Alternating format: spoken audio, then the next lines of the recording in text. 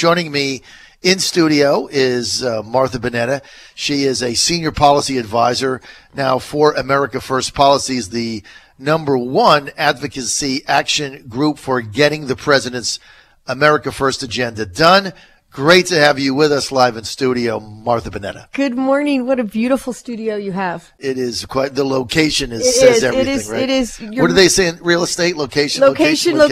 You are minutes away from the Capitol and a stone's throw away from the White House. You are in the heart of the swamp. We are right in the heart, right? We could be in the bottom of the swamp as far as anybody's concerned. That's right.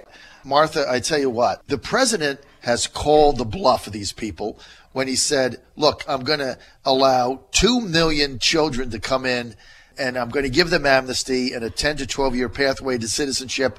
And for that, I want long-term legislative reform, right? That's what he said. Yes. And now the Democrats who for years were squealing about the kids.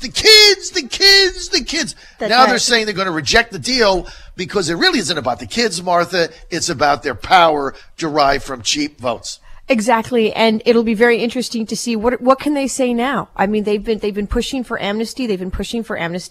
And here our great president has laid it out there, and now they're complaining about Trump's plan to have amnesty for, is it how many million? Is it 1.8 million?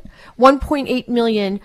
They say it's youth. I'm not sure what the age cutoff is, but to provide amnesty for 1.8 people in the United States that otherwise would not have it. And what are we hearing? We're hearing the Democrats complaining. And this is what the problem is. There is such resentment because Donald J. Trump, our president, is succeeding and he's delivering on his promises. And we see it all across the board. The stock market is at an all-time high. I mean, how many records have we broken? It's incredible. You know, new business is coming to the United States. People are seeing a rise in their retirement. There's excitement and adrenaline all over the country. Jobs, new business. It is a wonderful time to be an American. Guess what? America is open for business. And those that want to see our president fail can't seem to comprehend or tolerate the fact that we are winning and America is open for business. Well, look, when you look at the cause of this wall, and I'm just going to give you some numbers. Illegal immigration in the United States, according to the Federation for American Immigration Reform, or FAIR, which, by the way, blasted the president's deal, and we split on that, is 116 billion annually, right? That's their number. 116 billion annually from illegal immigration in the United States. So $25 billion a drop in the bucket. That's 20%. That's under 20% of what it cost annually for us to deal with the illegals that come across the southern border of the United States. So the argument isn't really about the 25 being for the wall. That's a red herring for the Democrats. The real argument is what we smoked out earlier, Martha, is that they want an open border situation. They want illegals to come into the United States, and they want chain migration because those turn into unemployed, low-skilled, uneducated people that can't assimilate into the economy, that can't get decent jobs, that drive down wages, that keep people in the pit of misery, and go on some sort of government entitlement. And then when they become eligible to vote, they vote Democratic because the Democrats are handing them out things. I mean, this is their pathway to power, and they proved to you over the weekend they're not interested in kids. They want power. That's exactly right. And of course, you know, the Harvard-Harris poll that just came out, and over 60% of Americans believe that dreamers should not be given preference to bring their relatives to the United States. 61% think current border security is inadequate. 54% support a physical barrier along with the southern border. Over 79%, almost 80% of Americans think immigration should be based on skills rather than family ties. But of course, the Democrats, the left, refuse to acknowledge, you know, these polls. And this is across party lines. This is a poll of Americans from every walk of life, you know, speaking to how they feel, you know, what's in their hearts and minds regarding, you know, the immigration situation that we have and the fact that we need a border wall. And so, you know, the numbers speak for themselves. And, you know, the White House is trying to protect the nuclear family by providing visas for spouses and children. And lo and behold, what are we witnessing? We're witnessing the left lose their minds over this. lose their minds. Well, yeah, and even when you look at chain migration with the president, he hasn't cut all of it out. He said you can bring your spouse or your minor children, not your older brother that's 29 years old from Syria. You can bring your minor children or your spouse, right? That's right. So you can keep your little family unit together, but no grandma, no grandpa, no third cousin from an eighth marriage. That's right. As they're doing now. And so we're going to go to a merit-based form of migration, illegal immigration, which means that they're going to do what Australia does and Canada does. And it's very simple. And I use the most simple example, if there is a need in the USA for pipe fitters or for welders, and you're a welder, and you're in Nigeria, or you're in Haiti, or you're in South Africa, then you go to the top of the list because we have a need for welders. If you're a stomach doctor and you're in Nigeria or Nairobi and we have a need for stomach doctors, you go to the top of the list, okay? Because a merit-based immigration system says you can still come in, but we want to be sure that there's a need for your skill, there's a need for your education, there's a need for what you have, you can assimilate into society, you can get work, and you can help yourself be successful and make America prosperous and support yourself financially. I mean, Canada does it, Australia does it, many countries do it, and it makes a lot of sense. This idea that we just open the borders up to everybody, well, then if we had that, half the world's population would come to the United States and the whole country would collapse. Is that what people want? Exactly. No, absolutely not. And listen to this. Every month, the United States resettles more migrants on the basis of family ties that could fill an entire football stadium to capacity. That's every month. And every year, the U.S. resettles an immigrant population larger than the size of Washington, D.C. We can't continue like this, John. We can't. And it's about our national security. It's about securing our nation. And what the president has done is spot on. If you look at the cost of illegal immigration in the United States right now annually, federal education, $1.6 billion with a B. Federal medical cost, $17.1 billion with a B. Federal justice expenditures, that's dealing with illegals, $13.1 billion. Federal welfare programs because of illegals, $5.8 billion. Total federal expenditures, $45.8 billion right off the top. If you cut that in half, you paid for the wall in 1 year. That's exactly right. This is how absurd this argument is, and especially coming from the liberals who, never met a debt or a deficit they didn't like. It's going to be interesting to see how they react to President Trump's call for infrastructure reform today and a gasoline tax, which I'm in favor of. Absolutely. It's time to end chain migration and the visa lottery, and we're going to do it with this president. Martha, what do you look for in the President's State of the Union speech tomorrow night, 9 p.m. Eastern? Our president is going to be talking about the state of our economy. He's going to be talking about the fact that our country is seeing unprecedented success and prosperity with new businesses coming to the United States. The stock market is booming. I think that we're going to hear a lot about the border wall. I think we're going to hear a lot about immigration. I think we're going to hear about what's on the hearts and minds of Americans and the success of this presidency to date. I'm really excited about it. I think that we're going to have an opportunity to really get into what we can expect in the next year to come. And I think that it's going to be a great day of celebration, more so than we've seen in let's just say in the last 8 years under Obama. You're right, and I'm really looking forward to a speech tomorrow. I think it's going to be very interesting, and it's going to be interesting to see how the Democrats react. Some are not going to go there, like Don McEachin, and whatever. Who cares? I could care less. Now, I got a text here from Robert in Virginia Beach.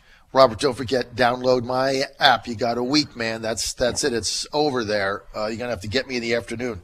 Now, he says we need more refineries. Oil is cheap, but the bottleneck is refineries. That would drop the price of gas to accommodate a gas tax. Well, the problem with independent refineries now has to do with the percentage of gasoline that has to come from ethanol to placate the Iowa farmers for corn.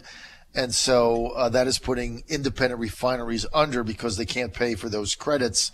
And that is something that I know the administration is working on, Martha. Absolutely. And I know you're big in the energy field. I am big in the energy field. And, this is an exciting time in America. Having a strong energy infrastructure, energy independence, not only does it provide for more opportunity in our country, but it also is about securing our nation, which is another issue that our president is going to be talking about in his State of the Union address.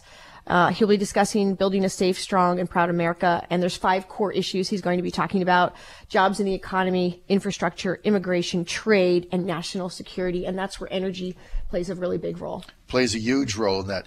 Isn't this an amazing station where you can basically text any question? And I mean, we just got a gentleman that texted in about oil refineries, and we know the answer to that. We know all the policy. Yeah. You're not going to find anybody better than we are on the air 4 hours a day that knows everything that's going on about just about any policy out there. Like, we can answer the refinery question in like 5 seconds. Don't have to look anything up. We just know it. Robert in Virginia Beach says the tax credits for refineries on ethanol are a hoax. Are they a hoax, Martha? There's a lot of debate on this issue, as you know, and I'd love to hear your thoughts on this, John. Well, look, I think it's a complete scam because it's protecting big refineries that have the resources to be able to do this, buy these credits and refine oil in a way that can accommodate it. So the rule basically is to put the small refineries out of business. And as you put them out of business, you put people out of work. So I'm in favor of finding a way to get a compromise so that independent refineries are able to stay in business, refine the fuel in a way that makes sense for everybody. I'll tell you what, tomorrow night's going to be a lot of fun. The president got a lot to talk about, because here's an opportunity where the fake news can't spin him for an hour. That's exactly right. They can't lie about what he's done. And, it doesn't matter what Don Lemon says and CNN says, he still is going to be able to talk directly to the American people across the country and tout the this administration has had. And it's going to be breathtaking. He's also, we understand, going to utilize a compromising tone. Yes. He's going to ask Democrats to come together for the kids in DACA, which they've been screaming about forever. That was all a facade. And he's going to be asking them to come together for infrastructure. And we're looking forward to that. And now we see that the fake news, CNN and the New York Times saying he was going to fire Mueller. We now understand that's all fake news. CBS saying that Mark Short said that was never on the table. Outrageous. And it was a bunch of baloney, and they just made a fake news. That's right. That's exactly right. And, this is, our president is succeeding. He's delivering on his promises. He's making our country safe. America's open for business. And all they can do is come up with this fake garbage about, these allegedly that Trump wanted, ordered Mueller to be fired. Absolutely outrageous. Just a bunch of fake news. And by the way, John, I got a text here.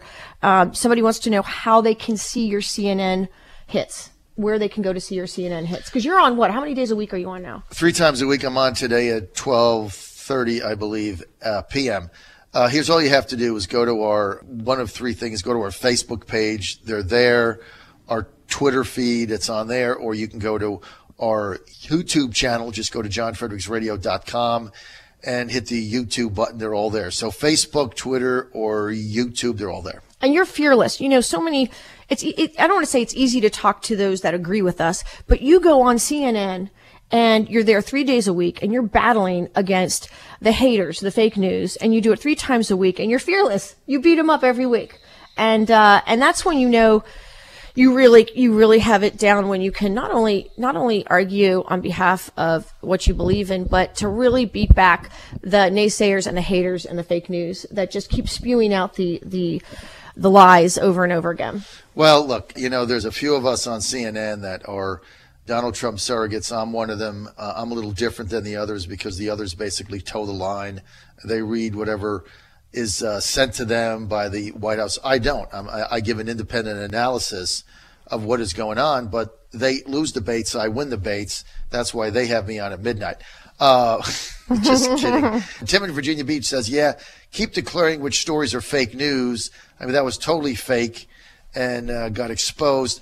Hey, I want to talk about Martha Boneta's really cool video that was done by CRTV. That's a company that's owned by Mark Levin, called Unsung Heroes, Martha Boneta Preview. Martha, how did that's a fabulous video that Levin's company did. You can see it. Just go to crtv.com. How did that come to be? You know, I was contacted by CRTV. They asked if they could come in and, interview me on the farm. And, they had gone and interviewed, state legislators from the General Assembly, activists across the state. It's just very humbling and a huge honor. I don't consider myself to be a hero. The men and women that serve our country are, but it's a great honor. And I think it's really an honor for Virginia, because we lead the way in agriculture. It's our number one industry. And, what we've done in Virginia by passing legislation to protect property rights and farmers, it's being used as a template all across our nation. And so it's just I'm very grateful for the opportunity to be able to share the story and wow, what an incredible journey it's been. Let me ask you, Martha, in doing the story when CRTV came out there and in doing this story, what was the one thing that kind of stood out for you that was like the wow moment? I think I think that the fact that CRTV values so much, not just reporting about liberty, but wanting to inspire other people to fight back against government abuse and overregulation. I think that really touched my heart, because, so often, activists and hardworking people across our country feel defeated. How can you win against City Hall? How can, the David versus Goliath, how in the world can you launch a grassroots activist, pushback against government overregulation and abuse? How do you do that? And the fact that CRTV valued that so much and wanted to inspire other people all across the country to not be afraid to fight back against, big bad government, and not be afraid to put a line in the sand and say, no, this is not okay. And it's not okay for government to abuse their authority and to violate our rights and our freedom and our liberty that so many have fought and died for. And that really touched my heart. What would be your number one message to other people? You look through what you've done in fighting big government just for your own farm, and I know you're involved in a lot of different lawsuits you've been having to battle. Yes. What would be your biggest message to people in a similar situation?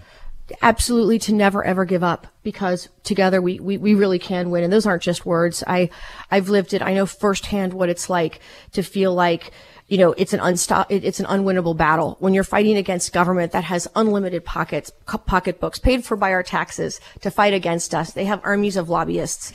When you feel like it's an impossible battle that we can win. And I know firsthand what it's like. And my message to anybody that's listening is to never, ever give up, and to keep fighting for freedom, for liberty, to protect our rights. And, for me, the battle wasn't just about me. It was about really protecting the rights for everyone.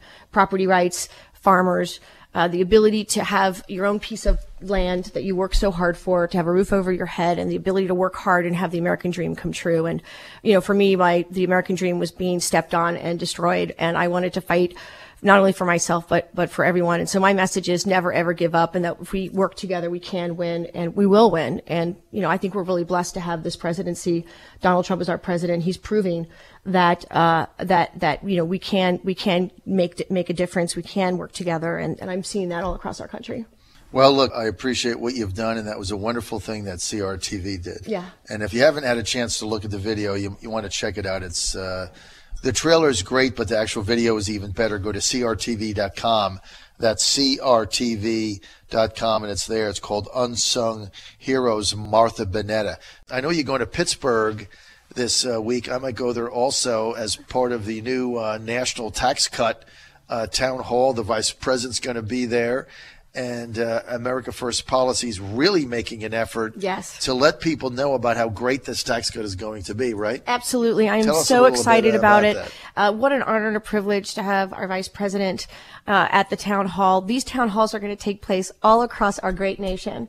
And it's an opportunity to have a panel discussion with experts to talk about the tax reform, which is the greatest tax reform our country has seen since Reagan. Some have suggested that it's even greater than the tax package that Reagan unraveled. And I have to tell you, it is such an exciting opportunity to go all across the country to speak to hardworking Americans and to discuss how this tax package is great for America. And, you know, we are already seeing the benefit of the tax package with employees all over the country receiving increases in pay, bonuses. Many employers, companies are taking advantage of the opportunity to have their employees share in the benefit of this tax plan. Martha, what do you think about the fact that Nancy Pelosi came out the other day and said that, wow, you know, people getting $1,000 bonus is big deal. It doesn't amount to a hill of beans. I mean, it's outrageous and egregious. Let me tell you, when she said that, that was a smack in the face of hardworking Americans, that many of whom suffer and struggle every single day to put food on the table. $1,000 can make the difference between, you know, being able to have your child participate in an after-school program, in a sports program, maybe have piano lessons. Maybe that'll go towards braces. I mean, for her to say that was an outrage. It was an absolute outrage, and it smacked of elitism. Like, I can't even begin to tell you how appalling that was. It was absolutely appalling and disgusting to hear her say that. But that's really where they're coming from. I mean, they want America to go back in the pit of misery. They want 1% growth. They want jobs going away. They want open borders. They don't want success, because success is going to cost them power. And it's really a sick platform they have. It is sick. It's a sick platform. It's absolutely sick. I mean, the platform is don't have a job, don't make more money, don't get a bonus, keep your kids in the basement, suffer, and be in misery. I mean, their platform is misery. Oh, and let's give all the jobs to the immigrants. Illegals. Illegal immigrants. Let's give all the jobs to the illegal immigrants. Can anybody legitimately tell me what the Democrats' message is going into 2018 midterms other than Trump sucks, which I've been saying forever? Oh, and Trump sucks, and oh, by the way, Ivanka also sucks. That's it. I mean, that's your entire message. You know, Trump sucks, and Ivanka sucks. And to attack Ivanka Trump, I mean, what a great role model for young women and women of all ages in our country. I mean, here's an entrepreneur. She has her own business, that's wildly successful, independent of her father. She's a mother and a very successful, outspoken woman that fights for women all over our nation. And when they have to stoop there to criticizing Ivanka Trump, are you kidding me? Really? Well, they have nothing else. I mean, that's just the bottom line. These people are so devoid of anything. And this is why I think the Republicans now have a shot to turn this around and actually not lose the House, which looked like even 2 months ago it was a lost cause, because people's incomes are going up. Their future is better. You feel good about themselves. That's exactly You feel like your child has a shot at getting a job coming out of college and not staying home in the basement. I mean, you feel good about what is going on, and the Democrats have no message economically. There's no message at all. You know what their message is? We want to take Trump down. We want to take Trump down and his whole family. That's their message. And you know what? To hardworking Americans all across this great nation that are finally inspired, they see hope on the horizon. They're seeing more money in their paychecks. They're seeing opportunity for their children. And you know what, Nancy Pelosi? $1,000 is a lot of money, and $1,000 can help a lot of people in our country. And here we have a situation where they have no narrative, they have no message, they have nothing to inspire the American people. And so I have to agree with you. A few months ago, it looked bleak, and that's certainly not the case today. They want everybody to go into the pit of misery. That's right. Because if you're in the pit of misery, you have an opportunity to elect Democrats. That's exactly right. If you get back to 1% growth, higher unemployment, and more welfare, and people not having jobs and things of that nature, they have a better chance of getting elected if they can put their coalition together. Now, I mean, for Nancy Pelosi to come out and mock $1,000 bonus to working families, total elitism. Martha. Elitism. It's outrageous. I mean, it's outrageous behavior from these people that we have to deal with.